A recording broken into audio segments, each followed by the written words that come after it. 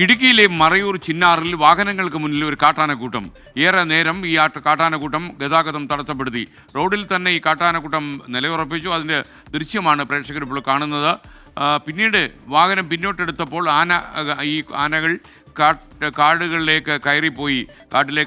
ആ കാട്ടാനക്കൂട്ടത്തിൻ്റെ ദൃശ്യങ്ങളാണ് കാണുന്നത്. ഇപ്പോൾ കൂട്ടമായിട്ട് ഇറങ്ങുക. നമ്മുടെ നാട്ടിൽ എല്ലാം കൂട്ടമായിട്ടാണല്ലോ സമയത്ത്. കൂട്ടയോട്ടം, കൂട്ടക്കള്ളക്കച്ചവടം, കൂട്ടപ്പിടി എല്ലാം കൂട്ടമാണ്. ആനകളും ആ വഴിക്കായി എന്ന് മനസ്സിലാകുന്നു. രാഹുൽ വിജയൻ ഇടുക്കിയിൽ നിന്ന് ചേരുന്നു.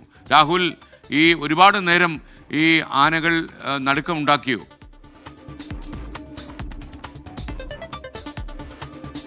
ഒരല്പനേരം ഈ കാട്ടാനകൾ റോഡിൽ നിലയുറപ്പിച്ചു എന്നുള്ളതാണ് ആ വാഹനത്തിൽ പോയ ആളുകൾ പറഞ്ഞിരിക്കുന്നത്. എന്തായാലും ആ 2 പിടിയാനയും അതുപോലെ തന്നെ 2 കുട്ടിയാനയും ഉള്ള കൂട്ടമാണ് ഈ മറയൂർ ചിന്നാർ റോഡിൽ ഇന്നലെ രാത്രി ഇറങ്ങിയത് എന്നുള്ളതാണ് മനസ്സിലാക്കാൻ കഴിയുന്നത്. കഴിഞ്ഞ കുറച്ച് ദിവസമായി ഈ കാട്ടാനകൾ നിരന്തരമായി റോഡിൽ ഇറങ്ങുന്നുണ്ട്, വാഹനങ്ങൾക്ക് മുമ്പിൽ വരുന്നുണ്ട് എന്നുള്ളതാണ് അതുവഴി പോകുന്ന ആളുകൾ പലപ്പോഴായിട്ട് പറയുകയും ചെയ്തിട്ടുള്ളത്. ഏതായാലും ആളുകൾക്ക് നേരെയോ അല്ലെങ്കിൽ വാഹനങ്ങൾക്ക് നേരെയോ ആക്രമണം നടത്തുന്ന ഒരു സ്ഥിതിവിശേഷത്തിലേക്ക് കാര്യങ്ങൾ പോയിട്ടില്ല. ഇന്നലെ രാത്രിയിൽ ആ വാഹനം, ഈ ദൃശ്യങ്ങളിൽ കാണുന്ന വാഹനം ഒരല്പനേരം തടഞ്ഞു നിർത്തി. അതിന് പിന്നാലെ ഈ വാഹനം പുറകോട്ടെടുക്കുകയായിരുന്നു.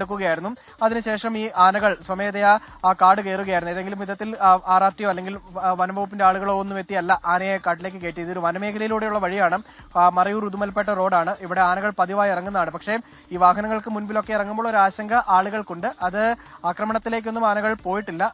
മനഃപൂർവ്വമായിട്ട് ആളുകൾ ഈ ആനകളെ ഉപദ്രവിക്കുന്ന തരത്തിലോ ഈ ആനകളെ ശല്യപ്പെടുത്തുന്ന തരത്തിലോ പോകാതിരുന്നു കഴിഞ്ഞാൽ വലിയ കുഴപ്പമില്ലാതെ ആ വഴി യാത്ര ചെയ്യാം എന്നുള്ളത് കൂടിയാണ് ഈ ദൃശ്യങ്ങൾ വ്യക്തമാക്കുന്നത്.